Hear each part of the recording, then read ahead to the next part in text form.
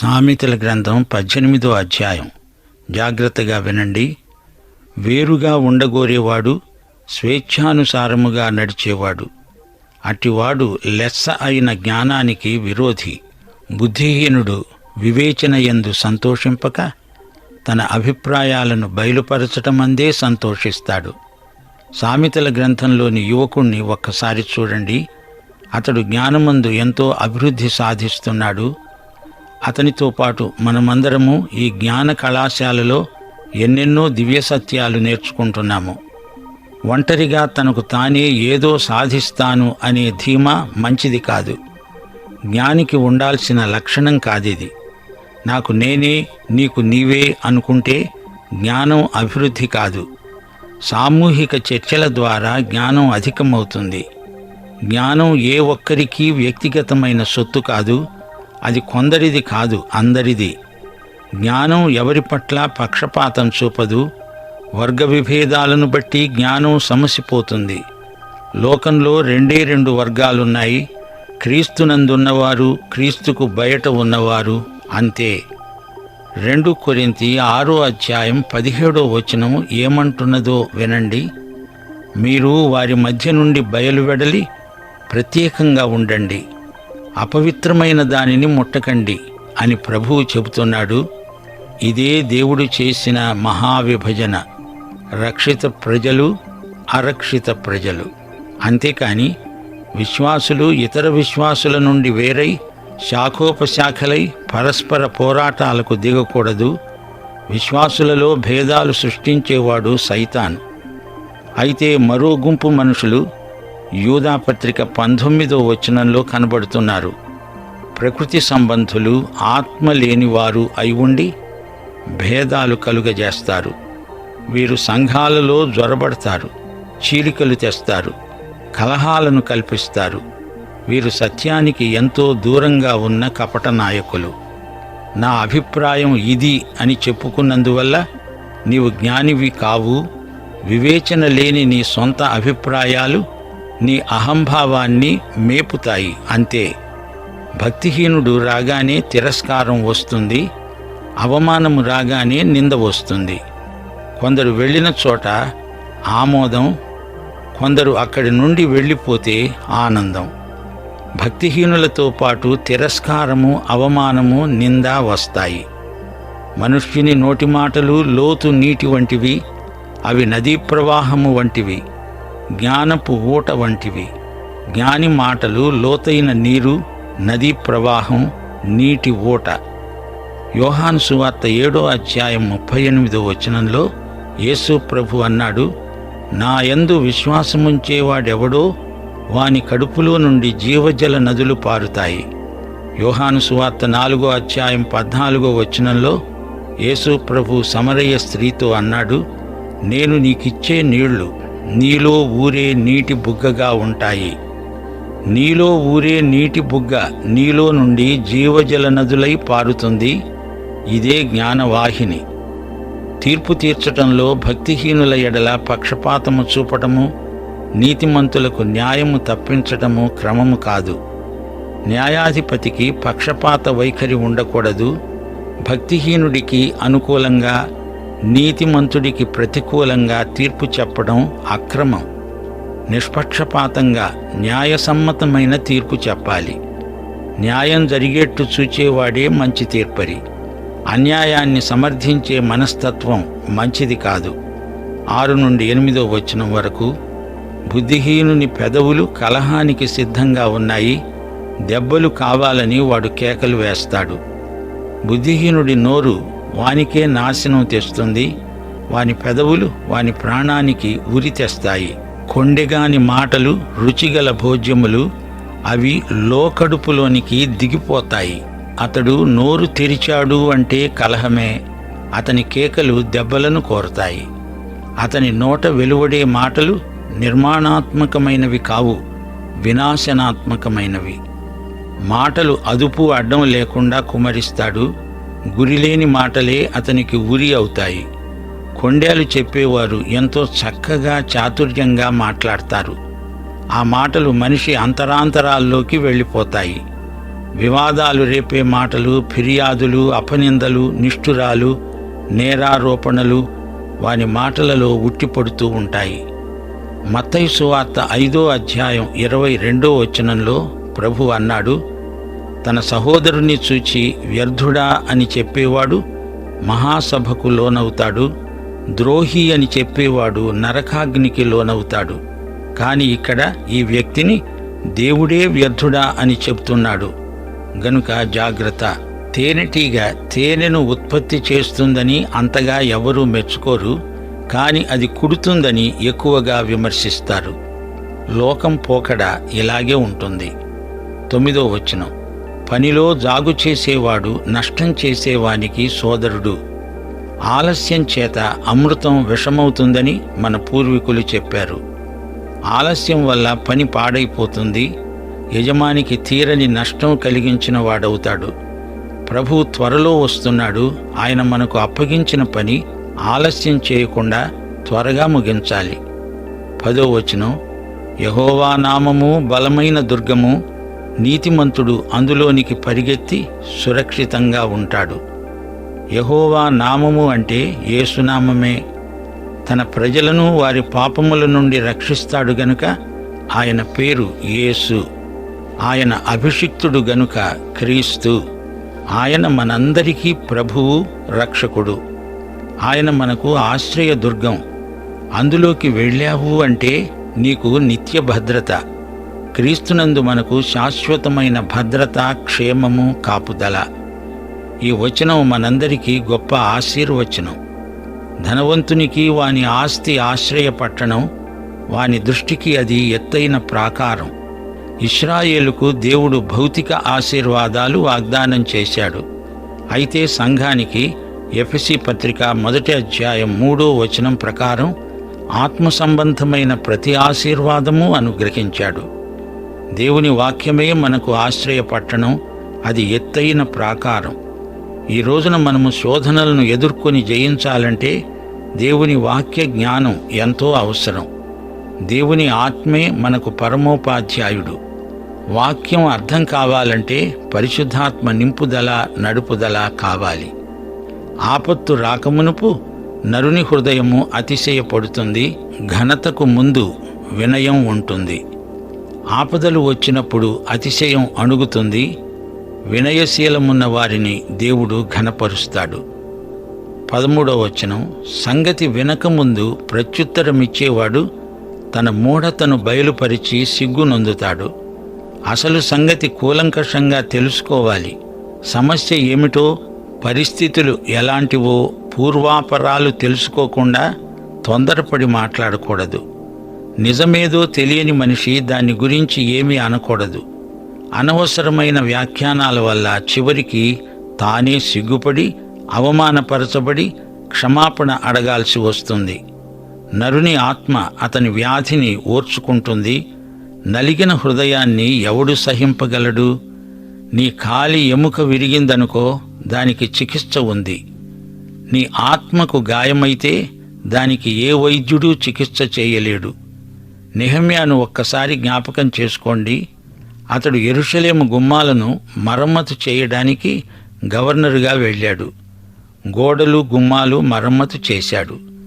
అయితే వారు దేవుని వాక్యం అంతవరకు విని ఉండలేదు.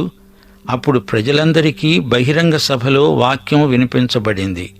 అప్పుడు వారికి తెలిసిపోయింది, వారు దేవునికి ఎంతో దూరంగా తొలగిపోయి ఉన్నారు. అందరూ పశ్చాత్తప్తులై వలవల ఏడ్చారు. అయితే నెహెమ్యా వారిని సముదాయిస్తూ అన్నాడు. నెహెమ్యా 8వ అధ్యాయం 10వ వచనం, ఈ దినము మన ప్రభువుకు ప్రతిష్ఠితమైనది. మీరు దుఃఖపడకండి. యెహోవా యందు ఆనందించడం వల్ల మీరు బలమొందుతారు. యేసు ప్రభువు మన జీవితంలో ప్రథమ స్థానం ఆక్రమించాడు. ఆయనకే అన్నిటిలో ప్రాధాన్యం కలగాలి. అప్పుడు నీ జీవితంలో నీకు మానసికంగా, ఆధ్యాత్మికంగా ఎంతో ఆనందం, సంతోషం. సగం బలం అంటారా? క్రీస్తునందలి ఆనందం పూర్తి బలం. నీ తెలివితేటలు, నీ బలం, నీ ధనము అన్నిటిలో ప్రభువుకు ప్రథమ స్థానమిచ్చి చూడు. అప్పుడు హృదయము, ఆత్మ ఎంతో ఉల్లాసంగా ఉంటాయి. జ్ఞానుల చెవి తెలివిని వెతుకుతుంది. వివేకము గల మనస్సు తెలివిని సంపాదిస్తుంది. చెవితో వింటాము, మనసుతో విన్నదాన్ని ఆలోచిస్తాము, దాని హృదయంలో పదిలపరుచుకుంటాము. ఆత్మస్వరము చెవులు గలవాడు వినుగాక. చెవిటి మనుషుల మనస్సు మొద్దుబారిపోతుంది. దేవుని వాక్యము వినటం చేత విశ్వాసం కలుగుతుంది. ఒకడు ఇచ్చే కానుక వానికి వీలు కలుగజేస్తుంది. అది గొప్పవారి ఎదుటికి అతన్ని రప్పిస్తుంది. కానుక అంటే ఏమిటి? వరం. ఆత్మవరాలున్నాయి. ఇవి సేవకు వీలు కలుగజేస్తాయి. ఆత్మవరాలు సేవకు, ఆత్మఫలం సౌశీల్యానికి రుజువులు. 17వ వచనం, వ్యాజ్యమందు వారి పక్షము రుజువుగా కనపడుతుంది. అయితే ఎదటివాడు వచ్చిన మీదట వాని సంగతి తేటపడుతుంది. ఇరుపక్షాలు తమ వాంగ్మూలాలు ఇవ్వాలి. అంతవరకు వ్యాజ్యం విచారణకు రాదు. చీట్లు వేయడం చేత వివాదాలు మానుతాయి. అది పరాక్రమశాలులను సమాధానపరుస్తుంది. యాజకుని న్యాయ విధాన పథకంలో ఊరీము తుమ్మీము అనే 2 పాచికలుంటాయి. వాటిని వేసి దేవుని చిత్తాన్ని పాత నిబంధన కాలంలో తెలుసుకునేవారు. బలమైన పట్టణాన్ని వశపరుచుకోవడం కంటే ఒకని చేత అన్యాయము నొందిన సహోదరుణ్ణి వశపరుచుకోవడం కష్టం. వివాదములు నగరు తలుపుల అడ్డుగడియలంత స్థిరములు. ఒక సహోదరునికి నీ మూలంగా అవమానం కలిగిందనుకో, అతని స్నేహాన్ని తిరిగి సంపాదించడం ఎంతో కష్టం. అతని మనసులో నీ మీద ఉన్న కోపం రాజభవనం తలుపుల అడ్డుగడియల్లాగే నిన్ను బయటే ఉంచుతాయి, లోపలికి రానివ్వవు. 20వ వచనం, ఒకని నోటి ఫలము చేత అతని కడుపు నిండుతుంది, తన పెదవుల ఆదాయము చేత అతడు తృప్తి చెందుతాడు. మంచి సలహా అవతలి వ్యక్తికి కడుపు నిండా అన్నం పెట్టినట్లే. సలహా మంచిదైతే అది నీకు మంచి ఆదాయం. జీవమరణములు నాలుక వశము, దాని యందు ప్రీతిపడేవారు దాని ఫలం తింటారు. ఇష్టమొచ్చినట్లు మాట్లాడే వ్యక్తి దాని ఫలితం అనుభవించక తప్పదు. అనకూడని మాట అని ప్రాణాలు పోగొట్టుకున్న వారున్నారు. నీ నాలుకను సువార్త ప్రకటించటానికి వాడి చూడు, అది జీవం. అదే నాలుకతో ఏదేదో మాట్లాడి ప్రజలను దేవునికి దూరం చేస్తే అది మరణం. ఈ లోకంలోని మారణాయుధాలన్నిటికంటే నాలుక ఎంతో శక్తిగలది. ఈ నాలుకను గురించి సామెతలెన్నో ఇంతవరకు చెప్పబడ్డాయి.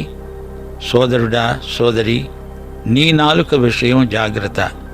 22వ వచనం, భార్య దొరికిన వానికి మేలు దొరికింది, అట్టివాడు యెహోవా వలన అనుగ్రహము పొందినవాడు. మంచి భార్య దేవుడిచ్చిన ఈవి.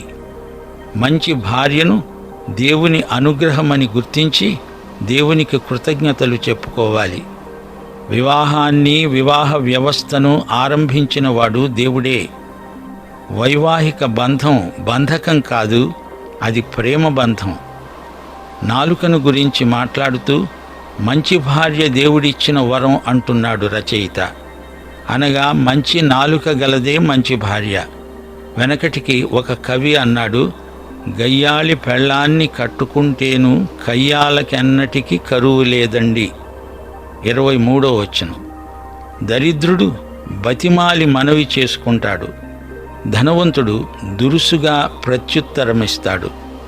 ప్రాధేయపడి మనవి చేసుకుంటాడు దరిద్రుడు, గాని ధనమదాంధుడు దురుసుగా మాట్లాడతాడు, అవతలి వ్యక్తిని అవమానపరుస్తాడు. 24వ వచనం, బహుమంది చెలికాండ్రు గలవాడు నష్టపడతాడు, సహోదరుని కంటే ఎక్కువగా హత్తుకొని ఉండే స్నేహితుడు కలడు. సోదరుడా, సోదరి, మంచి స్నేహితులు కావాలనుకుంటే మొదట నీకు స్నేహశీలం ఉండాలి. నీ స్నేహితులకు నీవు స్నేహితుడివా? సహోదరుని కంటే ఎక్కువ సన్నిహితుడైన స్నేహితుడున్నాడు. ఆయన ఎవరు? ఆయనే యేసుక్రీస్తు. యోహాను సువార్త 15వ అధ్యాయం 14వ వచనంలో యేసు ప్రభు స్వయంగా అన్నమాట, నేను మీకు ఆజ్ఞాపించే వాటిని చేసిన ఎడల మీరు నాకు స్నేహితులై ఉంటారు. ఆయన మాట వినకపోతే నీవు ఆయనకు స్నేహితుడవు కానే కావు. సహోదరుని కంటే సన్నిహితుడై యేసు నిన్ను హత్తుకొని ఉంటాడు. ఆయన మన రక్షకుడు, ప్రభువు, విమోచకుడు. ఆయన మన కోసమై తన ప్రాణం పెట్టాడు, తన పవిత్ర రక్తం కార్చాడు. మత్తయి శుభవార్త 28వ అధ్యాయం 20వ వచనంలో ఆయన అన్నాడు, ఇదిగో నేను యుగ సమాప్తి వరకు సదాకాలము మీతో కూడా ఉన్నాను. హెబ్రీ పత్రిక 13వ అధ్యాయం 5వ వచనం, నిన్ను ఏమాత్రమునూ విడువను, నిన్ను ఎన్నడూ ఎడబాయను అని ఆయనే చెప్పాడు గదా. యోహాను సువార్త 14వ అధ్యాయం 3వ వచనంలో యేసు ఆరోహణమై వెడుతూ మనకు చెప్పిన మాట, నేను వెళ్ళి మీకు స్థలము సిద్ధపరచిన ఎడల నేనుండే స్థలములో మీరు ఉండేలాగున మరల వచ్చి నా వద్ద ఉండడానికి మిమ్మలను తీసుకొని వెళ్తాను. చూచారా, యేసు మనలను హత్తుకొని ఉన్న సోదరుడు, స్నేహితుడు. సామెతల గ్రంథంలో జయజీవితానికి కొన్ని ఆధ్యాత్మిక చిట్కాలు చెప్పబడ్డాయి. జ్ఞానము కలిగి జీవించాలి, విజయం సాధించాలి. నలుగురిలో మంచి సాక్ష్యం కలిగి బతకాలి. ఒక మనిషి జీవితంలో దగా తిని ఓడిపోయాడంటే దానికి బలమైన కారణాలు తప్పక ఉంటాయి. సామెతల గ్రంథంలో దైనందిన జీవితంలో మన నైతిక విలువలు ఏ స్థాయిలో ఉండాలో తేటగా చెప్పబడింది. స్నేహశీలం, సౌజన్యం మనకుండాలి. అబద్ధాలను అసహ్యించుకోవాలి. మనం చేసే ప్రతి పని, ఆ పని వల్ల కలిగే ఫలితం అంతా దేవునికి అప్పగించాలి. మితభాషి అయి ఉండాలి. నిబ్బరమైన మనస్సుండాలి. జ్ఞానాసక్తి ఉండి తీరాలి. దయాళుత్వం దేవుని బిడ్డలలో ప్రత్యేక ఆకర్షణ. మంచితనం, ప్రేమ, కనికరం దేవుని ప్రజలకు ఉండి తీరవలసిన మంచి లక్షణాలు. వినయశీలం, దేవుణ్ణి మహిమపరిచే బుద్ధి, దైవభక్తి అనగా యేసును పోలి జీవించడం. తప్పు చేసినప్పుడు దాన్ని ఒప్పుకోవాలి. దురభిమానం ఉండకూడదు. పాపాన్ని ఒప్పుకోవడమే కాదు, దాన్ని పూర్తిగా విడిచిపెట్టాలి.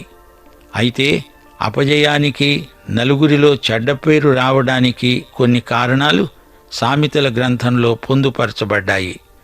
దుర్మార్గం, దొండగం, మోసం, ద్రోహం, కపటం, అబద్ధాలాడడం, పగ, కక్ష, ద్వేషం, తనను తాను పొగడుకోవడం, ఇతరులను తోలనాడడం, తప్పులను కప్పిపుచ్చుకొని సమర్థించే ప్రయత్నం, ఇలాంటి వైఖరుల ద్వారా జీవితం ఘోర పరాజయానికి గురవుతుంది. సామెతల గ్రంథంలో యథార్థత, నిజాయితీ ఎంత అవసరమో పలుచోట్ల నొక్కి వక్కాణించబడింది. ఒక వ్యక్తిని నలుగురు వేలుపెట్టి చూపి అతనిలో యథార్థత ఏ కోశానా లేదు అంటే అది ఎంత అవమానం. అన్యుల మధ్య దేవుని నామం దూషించబడడానికి అది కారణమవుతుంది.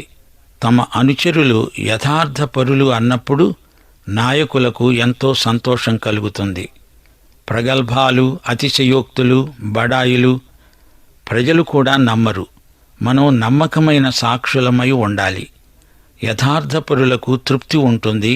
బీదవాడైనా యథార్థవంతుడే ధన్యుడు. తల్లిదండ్రులు పిల్లలకు ఇవ్వగల వారసత్వం యథార్థత. ఇది ఎంతైనా విలువైనది.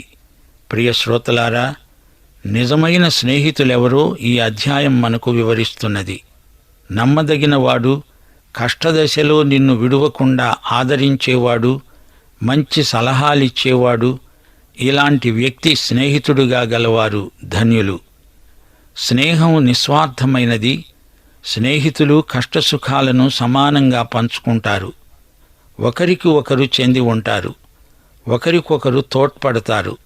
మనకు ఎందరితోనో పరిచయం ఉండవచ్చు, గాని నిజమైన స్నేహితులు కొద్దిమందే మిగులుతారు. ఎక్కువ మంది స్నేహితులు ఉన్నారు అనుకోవడం పొరపాటు. కపట స్నేహితులను పసిగట్టే జ్ఞానం దేవుని బిడ్డలకు ఉండాలి.